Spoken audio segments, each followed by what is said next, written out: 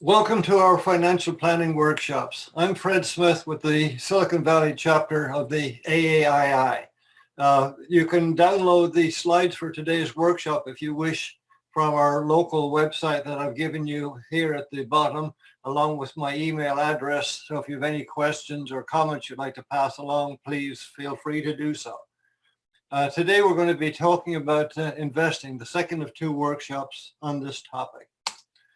First, we have our standard disclaimer, which basically says that all of the views expressed here are mine and not necessarily those of the AAII. The series of workshops that we have been putting together cover the gamut from investing, taxes, retirement planning, risk management and insurance, along with estate planning, and then finally we will wrap up with a case study covering all of this material. For today's workshop, we have an overview here. We're going to first of all recap briefly what we covered in part one in the previous workshop. Then we're going to spend a little time on the efficient market hypothesis and also on the capital asset pricing model. Then we will look at the strategies involving both active and passive investing, and finally try to see if we can decide which strategy is most appropriate for you. The part one of our investing workshop covered initially the five-step investing process. In other words, how you put together your personal investor profile, your investing policy statement, designing your portfolio, how you execute setting it in place and reviewing it on a regular basis. We look briefly at the various asset classes, focusing on cash, on fixed income, and also on equities.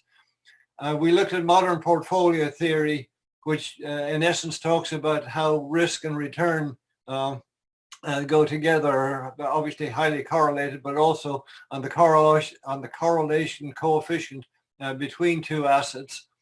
And finally, at building a simple multi-asset portfolio, mostly two asset, just looking at a mix of bonds and stocks. The most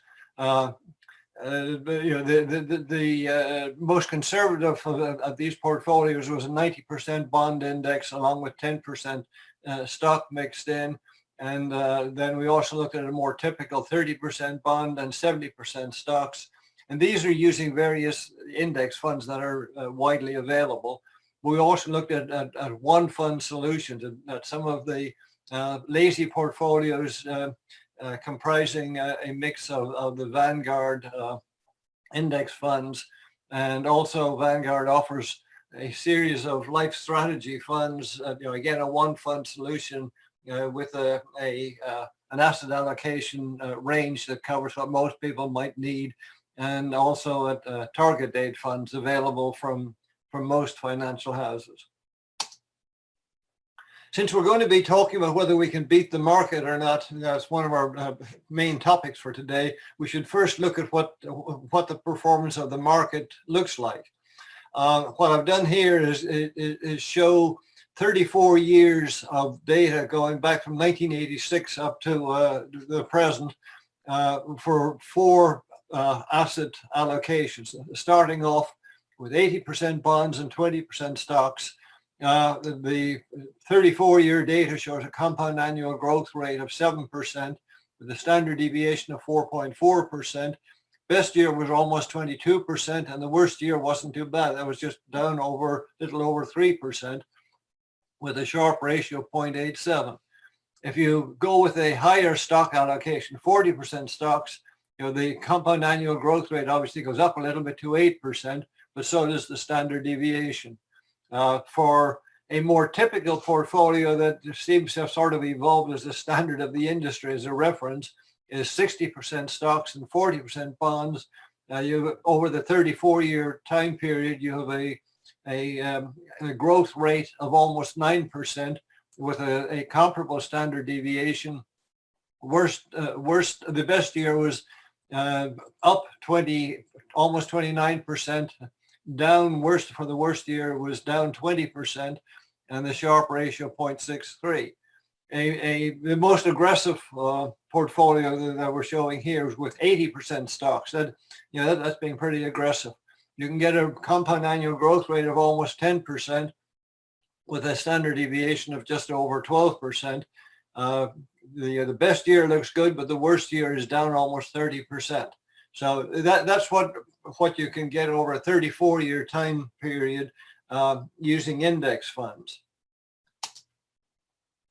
If you want to just look at that, the Vanguard Life Strategy funds, one fund solution.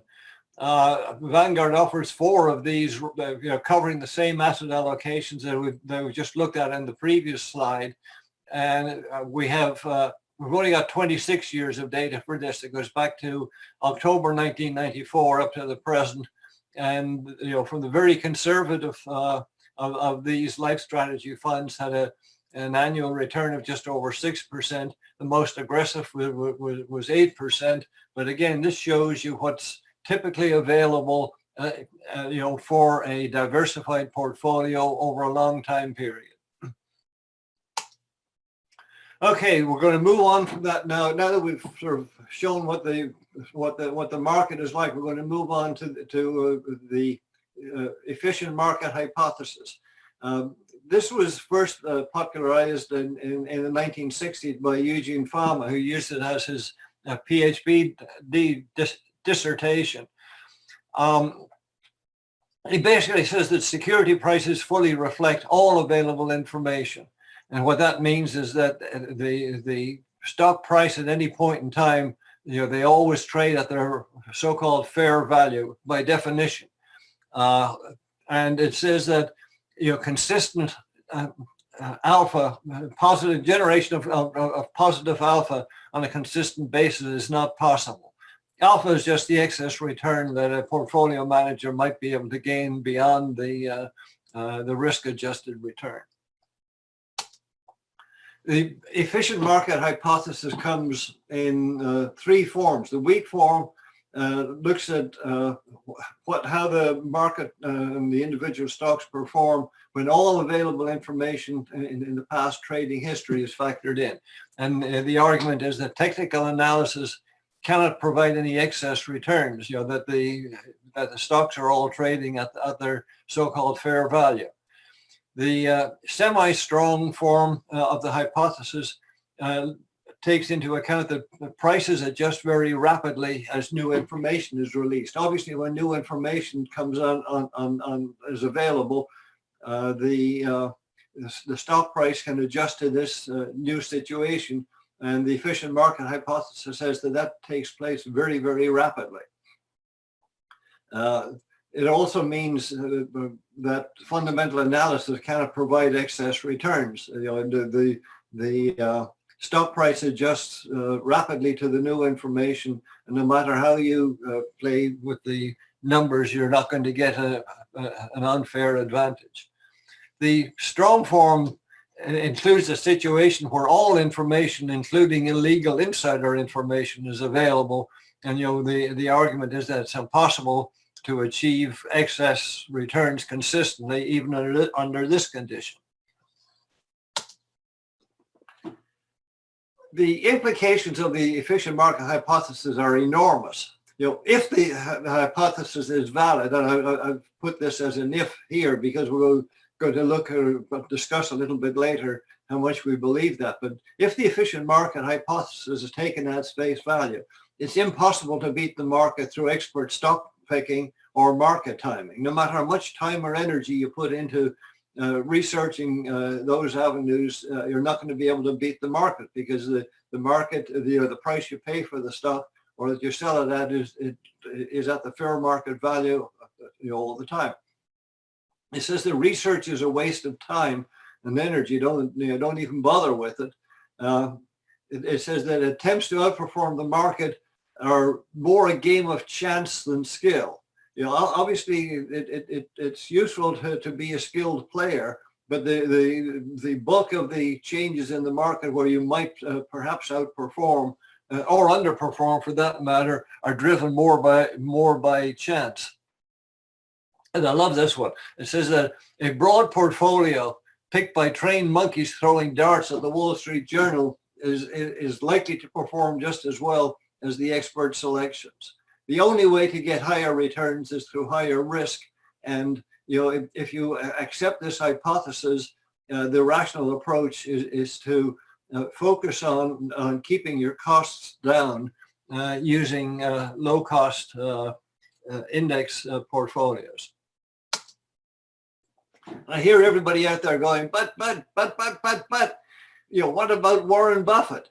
What about Peter Lynch, Bill Miller? Well, let's look at Warren Buffett. Warren Buffett had a 19.2% compound annual growth rate from March 1980 through the end of last month. That's over a 40-year period. That seems to blow a big hole in the notion of an efficient market. 19.2% annual growth over a 40-year period. That's pretty darn good. Peter Lynch, those of you longer-term investors will remember, was the portfolio manager for Fidelity Magellan Fund for 17 years back in the 1970s and 80s. And he had almost a 30-year compound annual growth rate over that 17-year period. It's interesting to note that for the Fidelity Magellan Fund performed spectacularly well. A lot of the investors in it did much more poorly because they were trying to time the market, and they, in essence, bought high and sold low. Bill Miller was the portfolio manager for a very reputable fund like Mason Value Trust.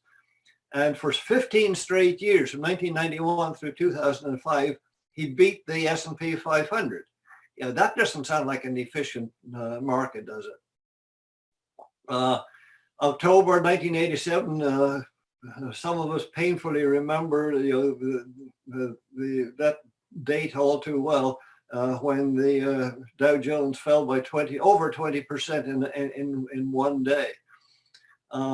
What about the internet bubble in 1999 to 2000, 2001? That market crash. How about the 2008 crash? All of these seem to imply that the efficient market hypothesis really does not apply. So let's look at these separately. Let's look first at Warren Buffett's record. I'm showing you here is the data from his Berkshire Hathaway BRK.A fund. If you break it down into the decades, in the 1980s, he had a 42% return over that, per annum return over that 10-year period. In the 1990s, he had almost 21%. In the 2000s, the first decade, the so-called lost decade, he didn't do quite as well. And in 2010, up to date, he did pretty well again. So if you look at that on a 20-year basis, for the early years, 1980, the 80s and 90s, he had a 31% return. But from the 2000 up through the end of 2019, for that 20-year period, he had a 9.4% return. So obviously something changed. The 9.4 looks very, very close to some of the slides we're showing earlier, defining the return that you can get from a diverse, uncorrelated portfolio, using a passive approach. So what changed? Well, one of the things that changed, I guess, was that around the end of the 1990s and early 2000s, the internet became readily available. So, Buffett lost his research edge in that the data that he had been using for picking stocks and timing his purchases was basically available, to everybody else. It was a great equalizer. So for the last 20 years, Buffett really has been doing a comparable return to all the rest of us. His great 40-year record keys mostly off how well he did in the first 2 decades. And it's interesting to note that Buffett himself now advocates that for both his family members and for most investors, that they use a passive approach with index funds. So how about Peter Lynch? Well, again, that was then and this is now. Lynch's record goes back to the pre-internet days, and it'd be really interesting to see if how he would do in today's environment, but that's data that we're never going to be able to look at. As far as Bill Miller is concerned, it's important to separate skill from luck, and that's a lot more difficult to do than most of us realize. I'm not saying that Miller wasn't skilled, but he was lucky also. If you look at the odds of beating the S&P 500 for 15 straight years by luck alone, it's 1 in 2 to the power of 15. In other words, 1 in 33,000 people. There are obviously a lot more, that's fairly long odds, but there are obviously a lot more than 33,000 investors in the US who are trying to beat the S&P 500. And even if you assume that number, or just to pull a number out of the air, assume 1 million investors in the US trying to beat the S&P 500 for 15 straight years, that should say that roughly 30 of those should beat the market. So along with Miller, where are the other 29 of them?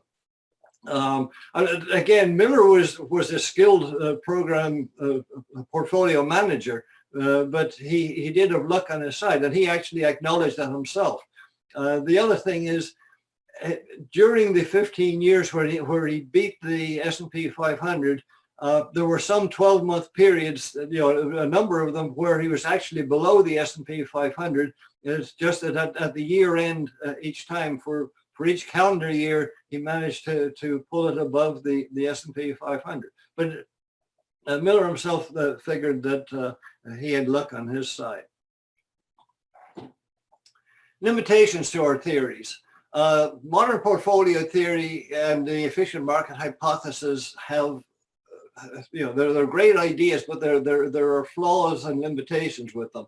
The obvious limitation is that, especially for modern portfolio theory, it assumes that investors are all rational beings, and that we know that just is not the case. Investors do not always behave rationally. We know that, for example, that people feel the pain of loss more deeply than the joy of an equal gain. So the conclusion we sort of reach is that these theories work mostly, but there will be times when they fail. The big benefit of them, in my mind, is that if you behave like you do believe in them, then they prevent you from making any stupid mistakes. They keep you in the straight and narrow and help in your decision making. Behavioral finance tries to exploit the weaknesses in these theories and the irrational behavior and cognitive errors of we irrational beings. So let's look at the capital asset pricing model. This was developed by Harry Markowitz in the 1950s, and it was added, Bill Sharp has added a bunch to it since, and it's one of the best known models available in current use. What it says in essence is that the expected portfolio return is going to be equal to the risk-free return plus beta times the market return minus the risk-free return. And there's an alpha factor added in to allow for the fact that some portfolio managers are trying to beat the market and may in fact be successful, in which case alpha would be positive. In a lot of cases, they're the folks trying to beat the market on a risk-adjusted basis are unsuccessful, in which case alpha would be negative. So alpha is a measure of the of how well the fund manager is performing in trying to beat the risk-adjusted returns of the market.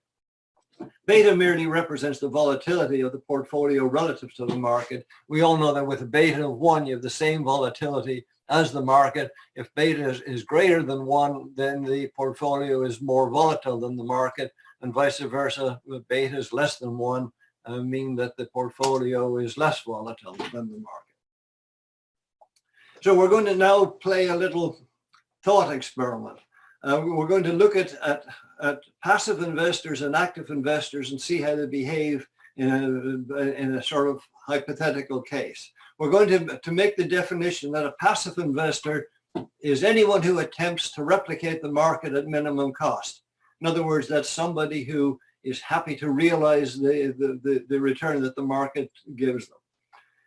And we're very, very simply defining an active investor as anybody who is not a passive investor. In other words, if you're trying to do anything other than replicate the market, then you're an active investor. Pardon me. And obviously the active investors are attempting to beat the market and to generate excess returns or generate positive alpha, above the market return.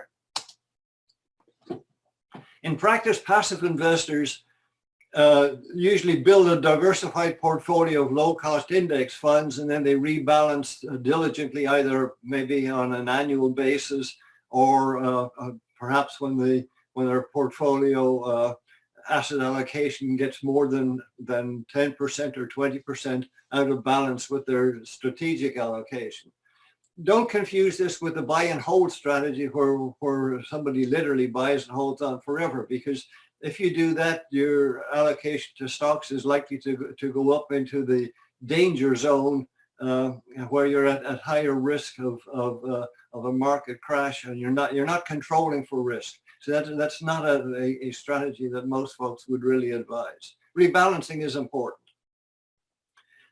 Active investors, on the other hand, tend to be stock pickers who need to know something that the market doesn't, or who think that they know something that the market doesn't, or market timers who are trying to avoid the large drawdowns. And sometimes you have momentum players who buy rising stocks in the hope that they can sell them later at a higher price, or contrarians who work the other way around, who buy out of favor stocks and hope that they can sell them when they recover.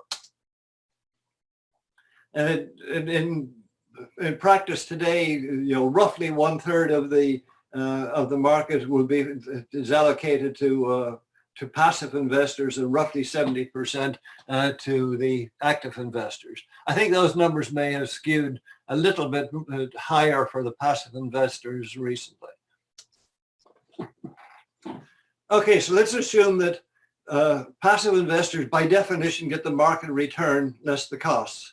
And just to keep the numbers nice and simple, let's assume that the market return was a nice, easy 10% per annum, and that the costs for the passive investors are a quarter of 1%. That's actually pretty generous, because in practice, most passive index funds today come in less than 0.1%, but a few of them, perhaps on the internationals or emerging markets, maybe a little bit higher. So let's be safe and assume 0.25%. It's fairly clear that all of the passive investors are aiming for the same target, so there'll be very narrow distribution. They're all aiming for the market return and not trying to get fancy with it. If they're all aiming for the same point in the dartboard, you would hope that the distribution around that's going to be very narrow. The only reason you have a finite distribution at all is that some passive investors, if they're generating an index fund, for example, may want to save dollars by if you're looking at, say, the S&P 500, rather than buying all 500 stocks in the proper proportion, they might elect to replicate the market fairly closely by just buying 100 of the largest value funds and 100 of the largest growth funds, and get something very, very close to the return of the total S&P 500 with less expense and less trouble.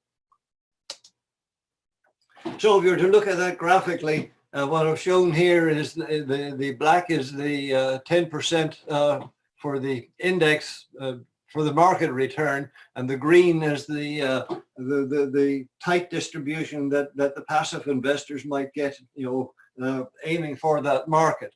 Up here you can see that the center of the distribution it is below the market by the cost. This is the 0.25% here that it costs in practice to invest in the the way to assume was the cost for the index funds. So that's a tight distribution for the passive returns. Now let's look at what happens to the active guys. We know that the active investors plus the passive investors make up the total market, and that the passive investors, by definition, get the market return less costs. Therefore, the active investors must also, in aggregate, get the market return less costs. So assume again the same 10% market return for the active investors on average, the same as the passive guys. But the active costs and distributions, for the active investors are going to be way different to the numbers for the passive investors. Now, for the active investors, the costs are going to be way higher for a number of reasons. First, they must pay for the research. Somebody has to pay for it.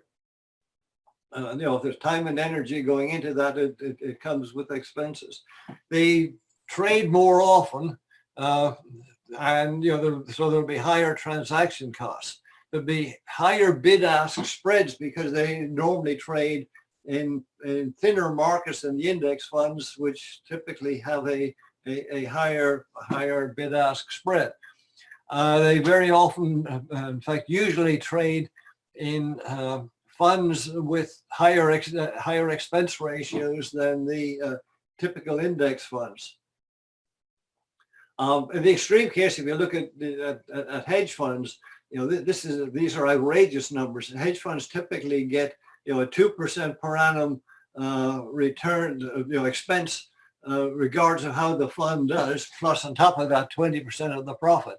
That's a huge nut to crack before you make any dollars off them. So the performance of a hedge fund would have to be really spectacular to make it worthwhile. John Bogle had published a paper a few years back where he calculated that the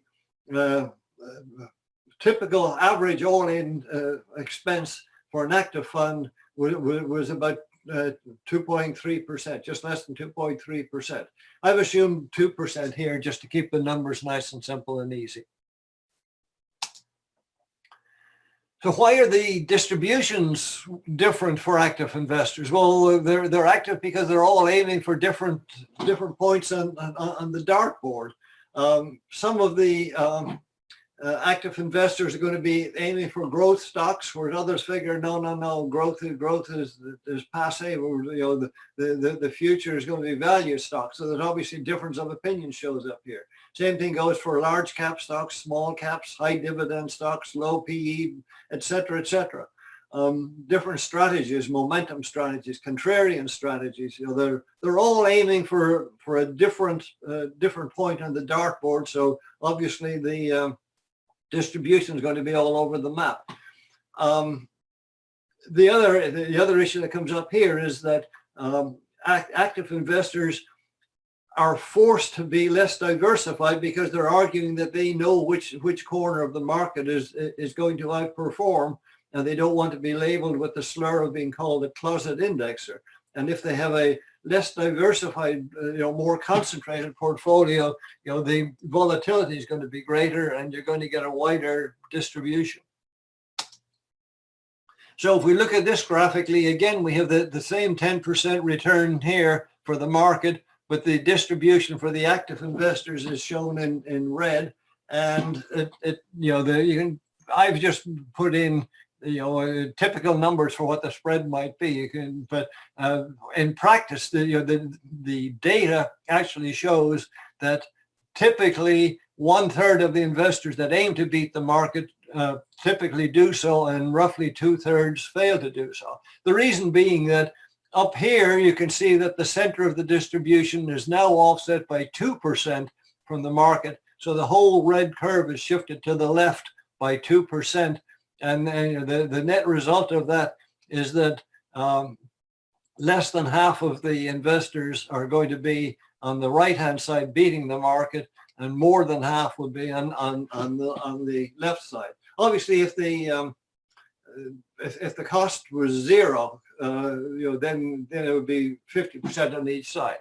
But the data shows that over the years, the percentage of active investors beating the market ranges roughly from 60% to 80%, somewhere in that region. So I've just approximated it, saying that it would be roughly 1/3 that those who are aiming to beat the market actually do so, and 2/3 fail.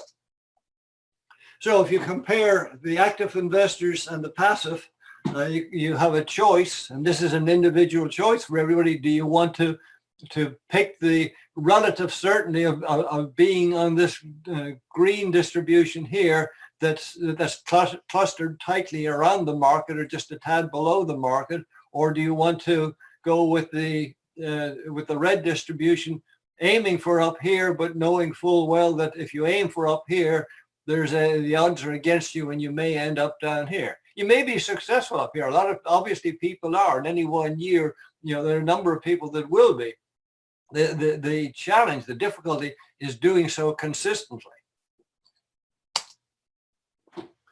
So if you're making active trades, we've already said that active investors get the market return on average before costs. That means that half of the investors will beat the market and half will do worse. That's assuming the costs are negligible.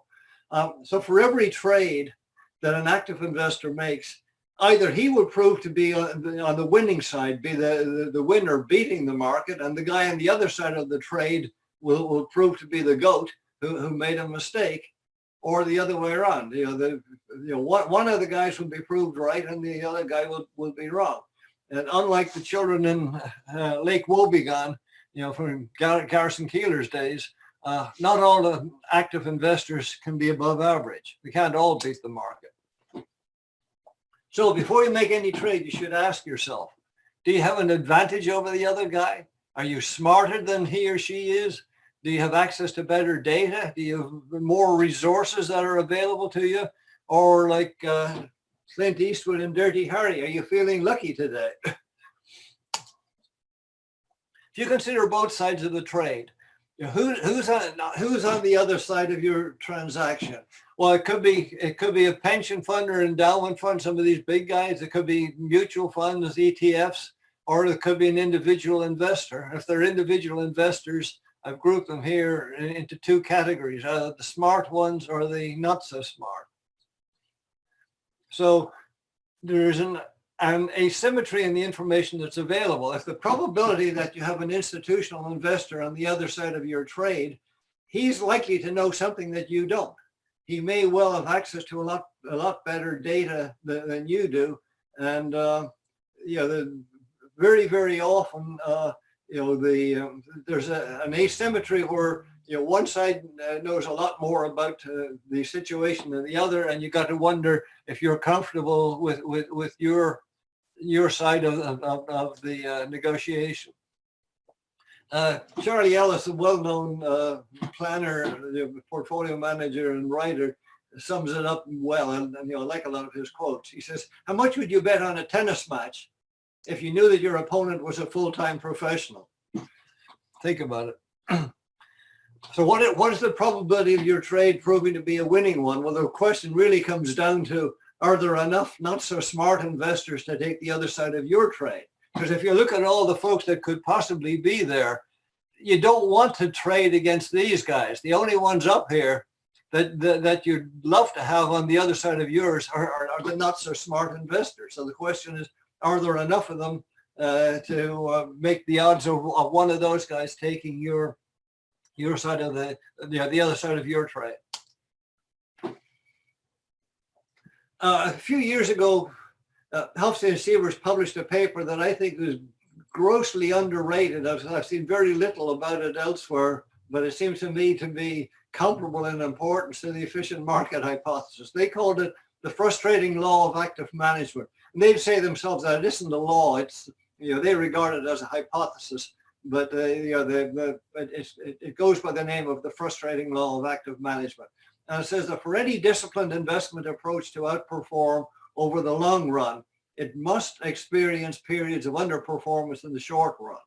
In other words, it is inevitable that it will experience periods of underperformance in the short run.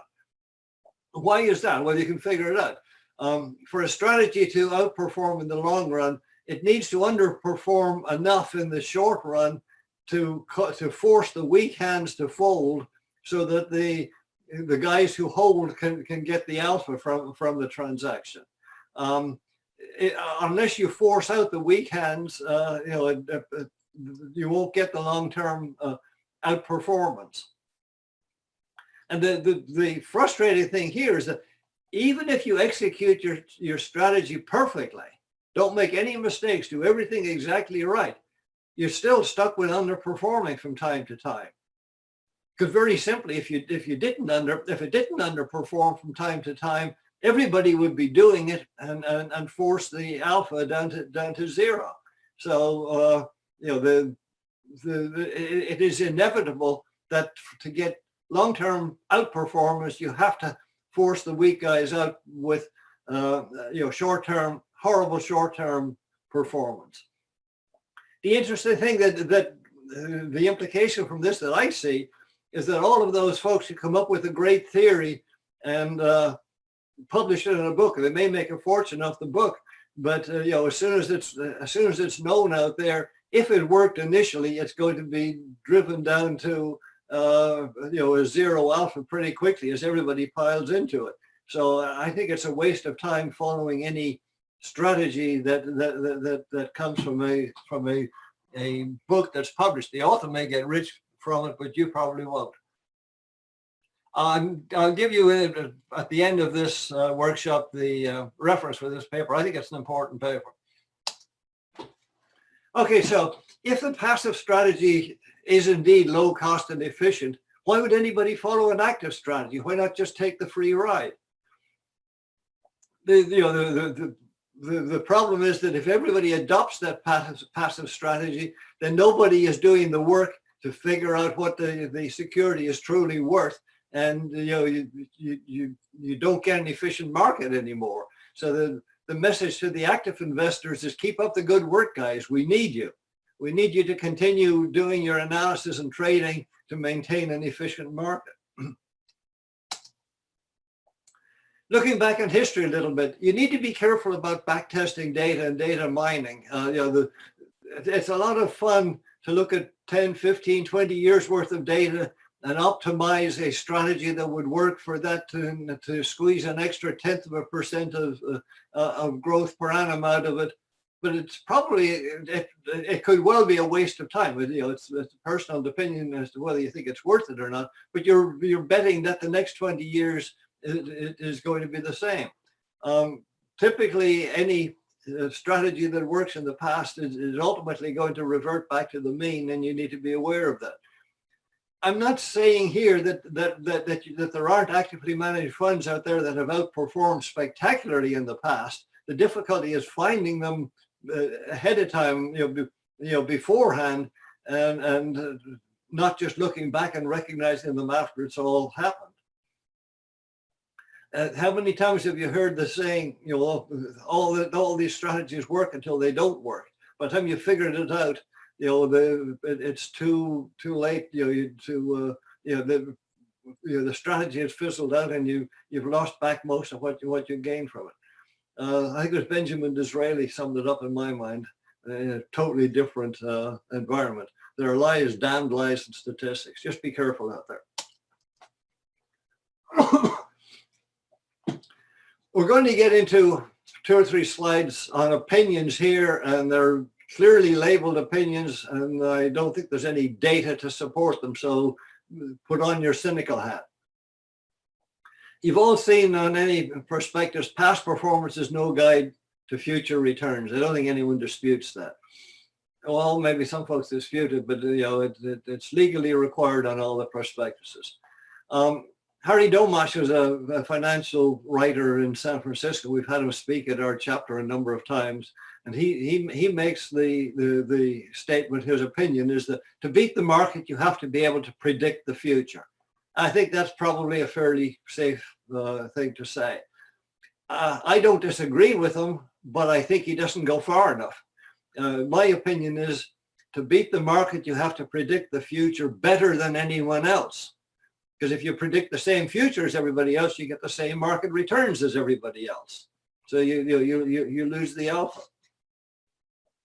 And bottom line, from my perspective, is that you can't predict the market, but in a useful manner, you can't predict it better than everybody else.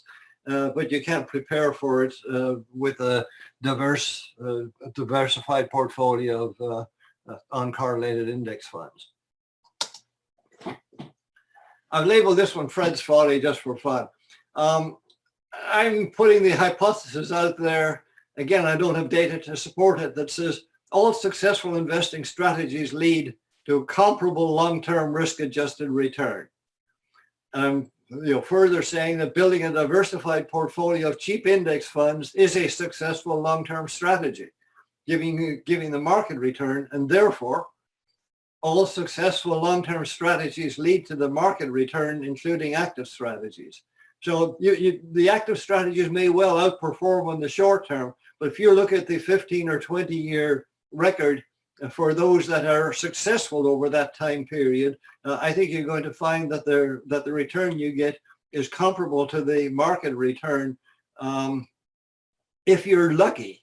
I say lucky if you're careful. The reason it might not equal that would be if your expenses were higher than the typical passive guys were paying. Then you might not even approach that the market return.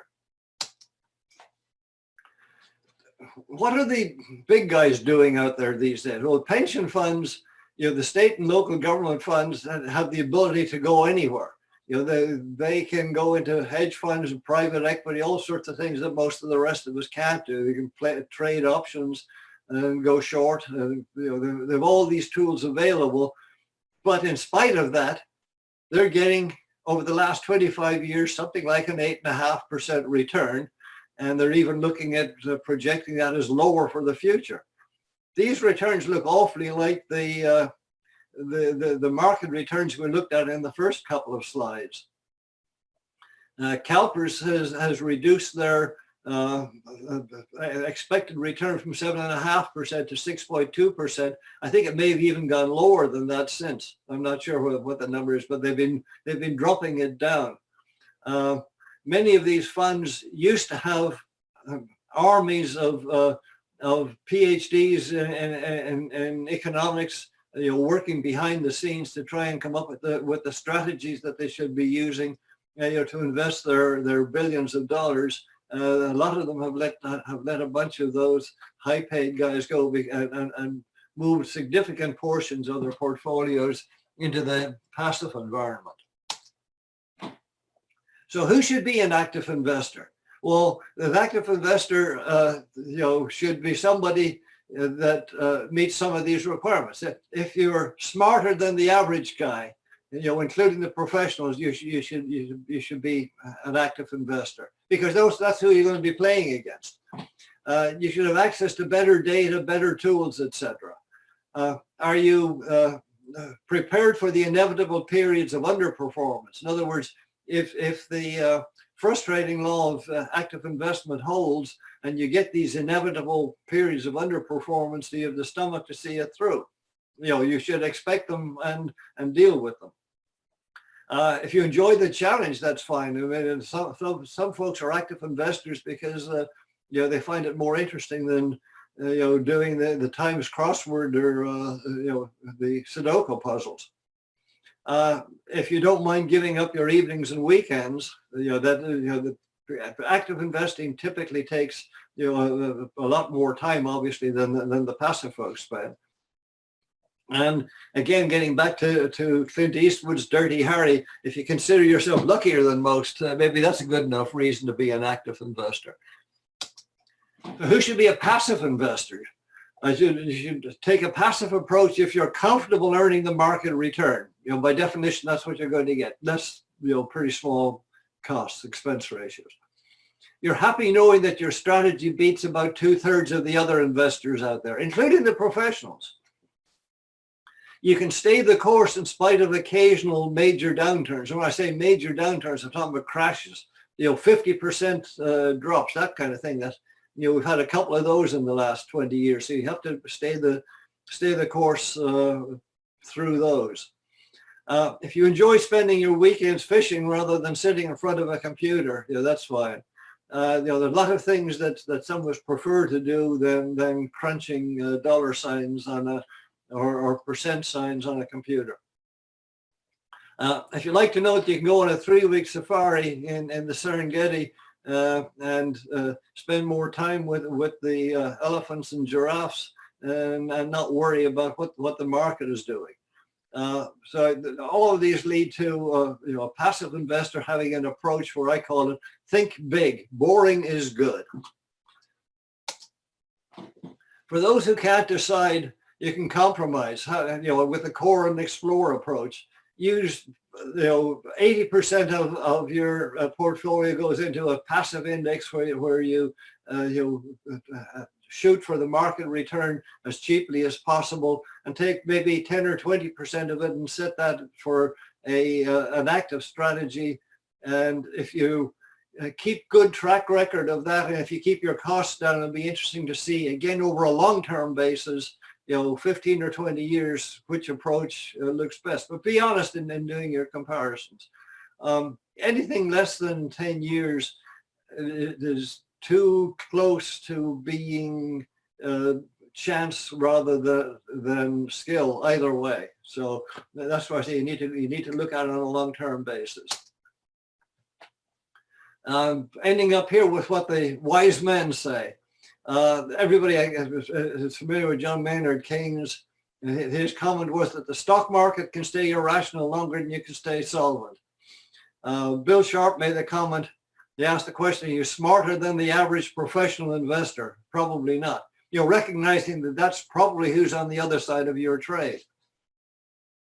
Again, getting back to my favorite author, Charlie Ellis, if you must play the market to satisfy an emotional itch, recognize that you're gambling on your ability to beat the pros. So limit the amounts you play with to the same amounts you would gamble with the pros at Las Vegas. Good words. Warren Buffett himself said, the role of stock forecasters is to make fortune tellers look good. I like that one. And Jack Bogle is my idol, that forget the needle, buy the haystack. Okay, I'm giving you a bunch of light reading material here if anybody wants to look up some of these. But this is the reference here for the frustrating law of active management. It was October the 2nd, 2017. And I've given you some books here that are well known that you may want to all suggested reading if you get bored. I've given you some websites here that may be useful. The one up here that I continuously recommend is the Santa Clara County Library. You can get a library card for free, but you must show up in person. I'm not sure how that works today in the COVID case. Maybe I'm not sure how they're dealing with it. But with a library card, you get free access to Morningstar and to S&P's Net Advantage and to Value Line and a bunch of other stuff. These can cost hundreds of dollars a year. And you can get them for free through the library system. Now, one of my favorite websites for analysis tools is Portfolio Visualizer, and that's worth checking on. This is the blog website for Hofstein and Siebers with their, that's where the frustrating law shows up. And, Bogleheads is always interesting. The Oblivious Investor is Mike Piper, and Rick Ferry is another guy. These two guys, I enjoy their reading. They do a lot of good stuff. And finally, we end up with the mandatory cartoon. I love Dilbert. You can beat the market averages by doing your own stock research. Do you believe every investor can beat the market by reading the same information? Makes you wonder why more people don't do it. Thank you for the time, and we look forward to seeing you at the next workshop, and we'll be looking at taxes. Bye.